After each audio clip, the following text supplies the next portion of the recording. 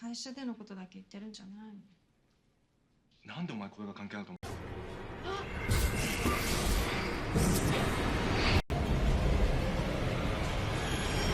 Movie शुरू होती है वही पुराने टेक्स्ट से जो हमें पिछली दोनों मूवीज में भी दिखाया गया था। मतलब एक बार फिर बताया जाता है कि जब भी कोई इंसान गुस्से और दुख की हालत में मरता है तो एक श्राप का जन्म होता है और ये श्राप उस जगह से जुड़ जाता है जहाँ वो इंसान मरा होता है। अगर कोई भी दूसरा इंसान उस जगह पर जाता है तो ये श्राप उसे भी अपनी गिरफ्त में ले लेता है और फिर उससे बचना लगभग नामुमकिन हो जाता है। अब हमें जेक को दिखाया जाता है, मतलब लास्ट मूवी में जेक जिंदा बच गया था। पहले ऐसा दिखाया गया था कि वो मर गया है पर असल में वो सरवाइव कर गया था। अब उसे एक मेंटल असाइलम में रखा गया है जहां उसका इलाज डॉक्टर सुलिवन कर रही होती है। जेक डॉक्टर सुलिवन से कहता है कि उसे अकेला ना छोड़ा जाए क्योंकि अगर उसे अकेला छोड़ा गया तो वो भी बाकी सब की तरह मर जाएगा। पर डॉक्टर सुलिवन उसे समझाती है कि डरने की जरूरत नहीं है क्योंकि उस पर हर वक्त सिक्योरिटी कैमरा से नजर रखी जा रही है। फिर डॉक्टर सुलिवन जेक को अकेला छोड़कर वहां से चली जाती है। अब जैसे ही जेक अकेला होता है काया को तुरंत वहां आ जाती है। वो जेक पर अटैक करना शुरू कर देती है। सिक्योरिटी रूम में एक गार्ड सीसीटीवी फुटेज देख रहा होता है और तुरंत ये सब नोटिस कर लेता है। वो डॉक्टर सुलिवन को बताता है और दोनों जल्दी से जेक के रूम की तरफ भागते हैं। पर जैसे ही वो लोग अंदर पहुंचते हैं तो देखते हैं कि जेक की सारी हड्डी टूट चुकी है और वो मर चुका है। मतलब कायाको ने फाइनली द ग्रज 2 के सारे सर्वाइवर्स को खत्म कर दिया। फिर हमें फ्लैशबैक में द ग्रज 1 और द ग्रज 2 के कुछ खास सीन्स दिखाए जाते हैं और अब एक्चुअल स्टोरी स्टार्ट होती है। इस मूवी में काफी नए कैरेक्टर्स हैं तो सबसे पहले उनका इंट्रोडक्शन दिया जाता है ताकि कंफ्यूजन ना हो।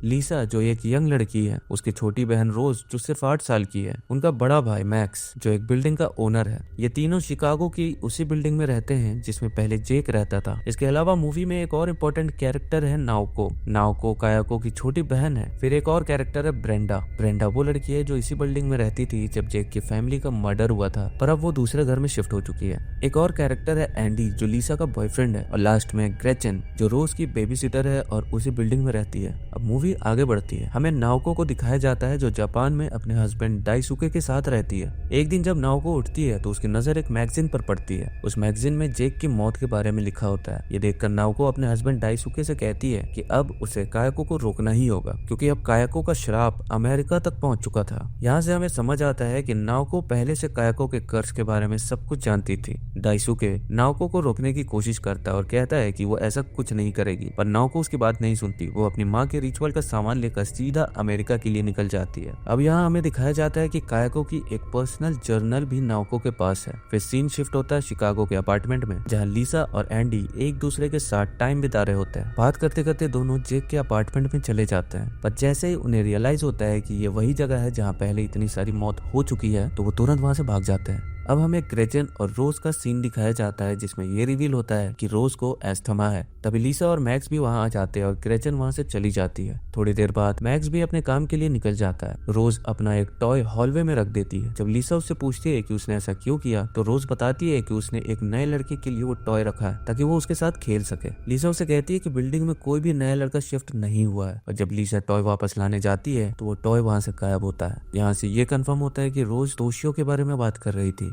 पर एक सवाल ये उठता है कि जब कायाको ने सबको मार दिया था और कर्ज खत्म हो चुका था तो ये कर्ज अब भी इस बिल्डिंग में क्यों है? तो यहाँ एक बड़ी बात रिवील होती है। अब ये कर्ज सिर्फ जापान वाले हॉन्टेड हाउस तक सीमित नहीं है। अब ये कर्ज इतना ज्यादा पावरफुल हो गया है कि जो भी इस कर्ज का शिकार होगा वो जहाँ भी जाएगा ये कर्ज उस जगह तक फैलता चला जाएगा। मतलब अब जापान के हॉन्टेड हाउस के साथ साथ शिकागो की ये पूरी बिल्डिंग भी कर्ज्ड हो चुकी है और जो भी इस बिल्डिंग में अपना कदम रखेगा वो एक ना एक दिन मर जाएगा। अब हमें रेनी और उसकी बेटी ब्रेंडा का सीन दिखाया जाता है। ये दोनों अपनी बिल्डिंग छोड़कर नए घर शिफ्ट हो रहे होते हैं पर यहाँ एक अजीब बात होती है। ब्रेंडा का बिहेवियर काफी स्ट्रेंज होने लगता है। उसके एक्शन से ये समझ आता है कि कर्ज उस पर पूरी तरीके से हावी हो चुका है। फिर हमें मैक्स का सीन दिखाया जाता है। मैक्स काफी टेंशन में होता है क्योंकि वो इस बिल्डिंग का मालिक है और अब जब इतना बड़ा हादसा हो चुका है तो लोग बिल्डिंग छोड़कर जा रहे हैं। इस वजह से उसकी फाइनेंशियल कंडीशन वीक होती जा रही है। दूसरी तरफ रेनी और ब्रेंडा अपने नए घर में पहुंच चुके होते हैं। ब्रेंडा नहाने के लिए बाथरूम में जाती है पर तभी टेकियो की आत्मा वहां आ जाती है। वो ब्रेंडा को बाथटब में डुबोकर मार डालता है और ब्रेंडा की बॉडी वहीं से गायब हो जाती है। जब रेनी वहां आती है तो उसे ब्रेंडा कहीं नहीं मिलती।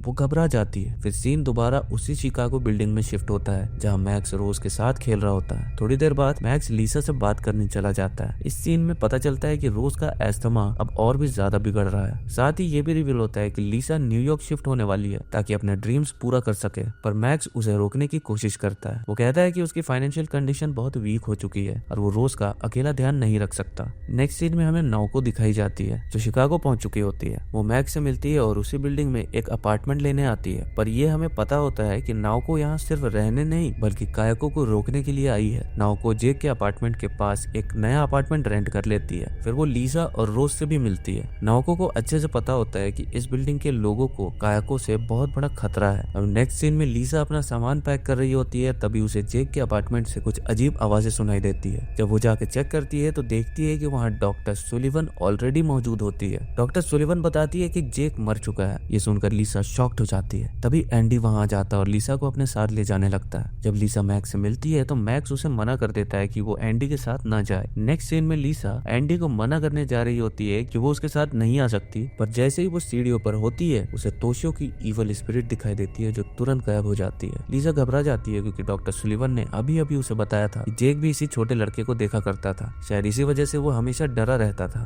और अब लीसा ने भी उसे देख लिया है, इसलिए उसका डर और बढ़ जाता है। रात को हमें ग्रेचन दिखाई जाती है जो अपने अपार्टमेंट में पेंटिंग कर रही होती है। तभी उसकी एक पेंटिंग में से कायाको के बाल निकलने लगते हैं। ये देखकर वो बहुत ज्यादा डर जाती है और भागती है, पर तभी कायाको उस पेंटिंग से बाहर निकल आती है और ग्रेचन को भी मार डालती है। नेक्स्ट सीन में रोज अपने डॉल हाउस के साथ खेल रही होती है। तभी उसे तोशियो की स्पिरिट दिखाई देती है। ये देखकर रोज बहुत बुरी तरीके से डर जाती है और उसे अस्थमा का अटैक आ जाता है, लेकिन टाइम पर मैक्स वहाँ पहुंच जाता है और रोज की जान बचा लेता है। दूसरी तरफ लीसा जेक के फ्यूनरल पे डॉक्टर सुलिवन से मिलती है। लीसा डॉक्टर सुलिवन को बताती है कि उसने भी वही लड़का देखा है जिसके बारे में डॉक्टर सुलिवन ने उसके अपार्टमेंट में बताया था। डॉक्टर सुलिवन लीसा को अपने साथ ऑफिस ले जाती है। तभी हमें दिखाई देता है कि नाओको उन दोनों पर नजर रखी हुई है। ऑफिस में डॉक्टर सुलिवन लीसा को वो सब बातें बताती है जो जेक ने उसे बताई थी। यहाँ लीसा को जापान में हुए टेकियो, कायाको, तोशियो के मर्डर के बारे में बताया जाता है। जब लीसा तोशियो की फोटो देखती है तो उसे समझ आ जाता है कि कुछ तो बहुत बड़ी गड़बड़ है। वही लड़का जो उसके अपार्टमेंट में था वही तोशियो था। डॉक्टर सुलिवन बताती है कि उनके बिल्डिंग में एक एलिसन नाम की लड़की रहती थी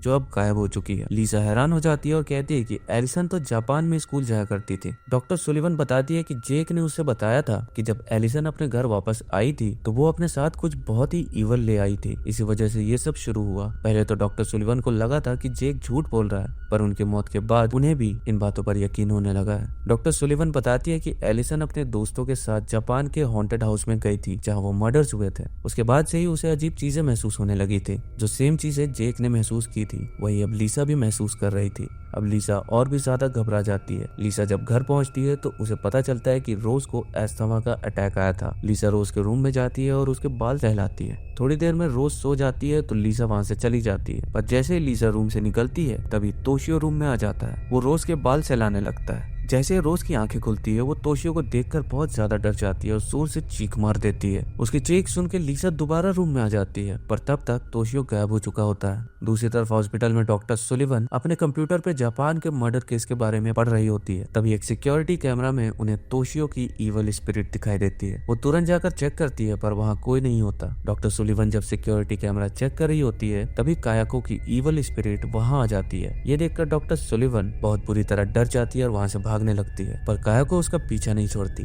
कायाको डॉक्टर सुलिवन को पकड़ लेती है और उसकी गर्दन तोड़कर उसे भी मार डालती है। अब हमें लीसा और रोज दिखाए जाते हैं जो पार्क गए होते हैं। वहाँ नाओको भी आती है और कहती है कि उसे लीसा से बहुत जरूरी बात करनी है। पार्क में नाओको लीसा से कहती है कि जैसे एक इंसान बीमार हो सकता है वैसे ही एक घर भी बीमार हो सकता है। जापान में एक ऐसा ही बीमार घर है जिसमें एक कर्स जन्म ले चुका है और अब वो बीमारी तुम्हारी बिल्डिंग तक आ चुकी है। लीसा को यह बात समझ नहीं आती। तभी नाओको उसे बताती है कि जापान में एक आदमी ने अपनी वाइफ और बेटे को मार डाला था। उसी वजह से एक कर्स बना जो अब भी जीवित है और कोई उस कर्स को कैरी करके तुम्हारी बिल्डिंग तक ले आया है। अब तुम्हारी बिल्डिंग में जो हो रहा है वो सब उसी कर्स की वजह से हो रहा है। फिर नाओको एक और शॉकिंग बात बताती है, जो औरत इस कर्स की वजह से मरी थी वो कायाको थी और कायाको कोई और नहीं नाओको की अपनी बहन थी। ये सुनकर लीसा और ज्यादा घबरा जाती है। नाओको बताती है कि वो जानती है कि इस कर्स को कैसे रोका जा सकता है और अगर लीसा उसकी मदद करे तो ये कर्स यहीं पे खत्म हो सकता है। इस रिचुअल के लिए नाओको को एक नई जगह चाहिए जहाँ ये कर्स दोबारा शुरू हो और वो नई जगह लीसा की ही बिल्डिंग है।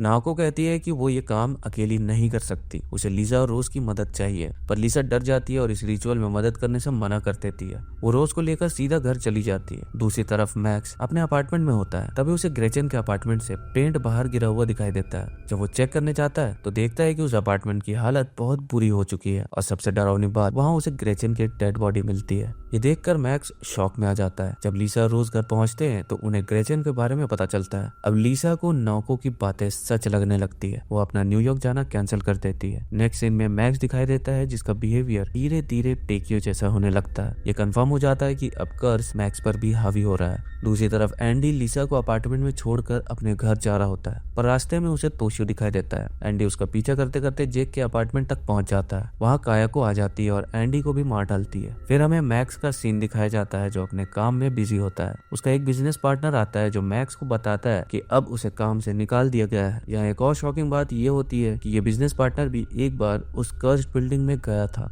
इसका मतलब ये है कि कायाको अब इसके पीछे भी पड़ी होगी।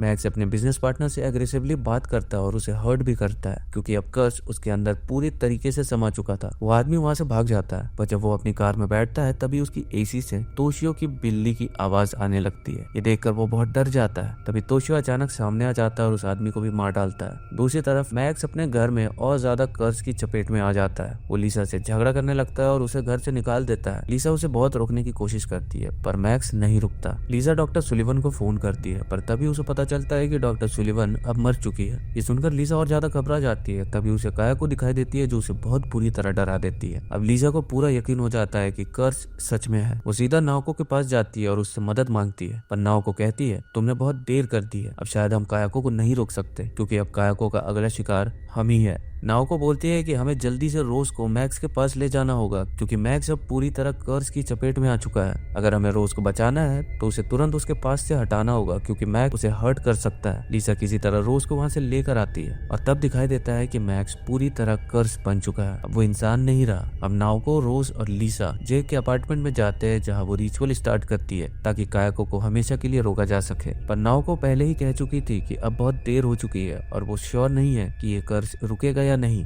नाओको कुछ मंत्र पढ़ती है और एक ब्लड ड्रिंक तैयार करती है। उसमें वो कायाको का कर्ज सील करने की कोशिश करती है। फिर वो लीसा से कहती है कि रोज को ये ब्लड ड्रिंक पिलाए। नाओको कायाको के कर्ज को रोज के शरीर में सील करना चाहती थी ताकि कर्ज उसके अंदर बंद हो जाए और दुनिया के लिए हमेशा खत्म हो जाए। पर लीसा डर जाती है और रोज को ये ड्रिंक नहीं पीने देती। उसके मना करने की वजह से बहुत देर हो जाती है। तभी नाओको को कायाको दिखाई देती है जो धीरे धीरे उसके पास आ रही होती है। नाओको घबरा के कहती है अब बहुत देर हो चुकी है, अब हम कुछ नहीं कर सकते। तभी मैक्स वहां जाता है। अब वो पूरी तरीके से कर्स्ड हो चुका था। उसका बिहेवियर टेकियो की तरह हो चुका था। वो नाओको के पीछे पड़ जाता है। यहाँ कर्ज एक बार फिर अपने आप को दोहराता है। बस इस बार टेकियो की जगह मैक्स होता है और कायाको की जगह नाओको। पर एक अजीब बात होती है, मैक्स उस कर्ज से लड़ने की कोशिश करता है। उसके अंदर का इंसान नाओको को मारना नहीं चाहता था, पर वो अपने एक्शंस को रोक नहीं पाता, तो वो मारने का तरीका बदल देता है। वो नाओको का गला तोड़ने की जगह उसके गले में छुरा भोंक देता है और इस तरह नाओको एक नए तरीके से गुस्से की हालत में मर जाती है। अब एक और नया कर्ज जन्म ले चुका था। दूसरी तरफ जेक के अपार्टमेंट के अंदर लीसा और रोज कायाको से बचने के लिए भाग रहे होते हैं। कायाको लीसा को मारने ही वाली होती है, तभी रोज जाकर वो ब्लड ड्रिंक पी लेती है। जैसे ही रोज ये ड्रिंक पीती है, कायाको की स्पिरिट तुरंत गायब हो जाती है। मतलब कायाको का कर्ज सील हो चुका था।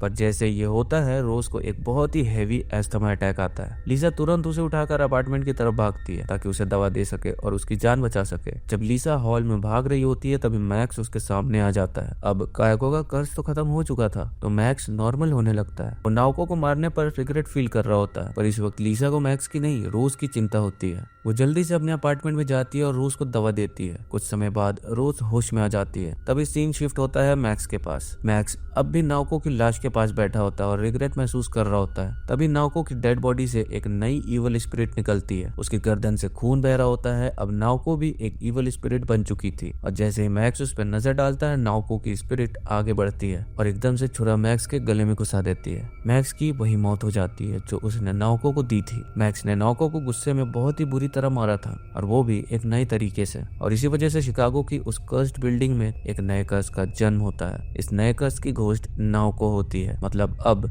इस बिल्डिंग में एक और नया श्राप जुड़ गया क्योंकि नाओको भी गुस्से की हालत में मरी थी। अब लीसा नीचे जाती है और देखती है कि मैक्स की लाश वहां पड़ी है। जैसे ही वो ये सब देखती है, उसे समझ आ जाता है कि एक नए कर्ज का जन्म हो चुका है, क्योंकि वो अच्छे से जानती थी कि कर्ज कैसे पैदा होता है। तभी पुलिस आती है और सारी डेड बॉडीज वहां से ले जाती है। पर जैसे ही रोज लीसा को गले लगाती है, एक शॉकिंग मोमेंट होता है। रोज की जगह कायाको होती है। मतलब कायाको का कर्ज अभी भी खत्म नहीं हुआ और कायाको को देखते ही द ग्रज 3 मूवी खत्म खत्म हो जाती है। अब यहाँ दो पॉसिबिलिटीज हो सकती हैं कि कायको का कर्ज खत्म क्यों नहीं हुआ। पॉसिबिलिटी 1, रिचुअल फेल हो गया होगा। जब रोज ने ब्लड ड्रिंक पिया तब नाओको मर चुकी थी। जिसने रिचुअल किया था वही मर गया था, इस वजह से रिचुअल ने सही से काम नहीं किया। कायको रोज को मारकर उसकी बॉडी पे कब्जा कर लेती है। और पॉसिबिलिटी 2 ये हो सकता है कि रोज का एस्थमा अटैक उसकी मौत का रीजन बना। जब रोज को एस्थमा अटैक आया तब लिसा उसे दवा देने वाली थी और शायद रोज दवा लेने से पहले ही मर चुकी थी। जैसे ही रोज मरी, कायको की स्पिरिट जो उसके अंदर सील थी उसके बॉडी पे कब्जा कर लेती है और इस वजह से एंड में हमें कायको रोज की जगह दिखाई गई है। तो आपको क्या लगता है, कौन सा रीजन वैलिड है? कमेंट करके जरूर बताना। और एंड में कर्स का क्या हुआ? शिकागो की कर्स्ड बिल्डिंग में एक और नया कर्स आ चुका है। अब वहाँ सिर्फ कायको का कर्स नहीं बल्कि नाओको का कर्स भी शुरू हो चुका है। जापान के हॉन्टेड हाउस में भी कर्स अभी भी है और अब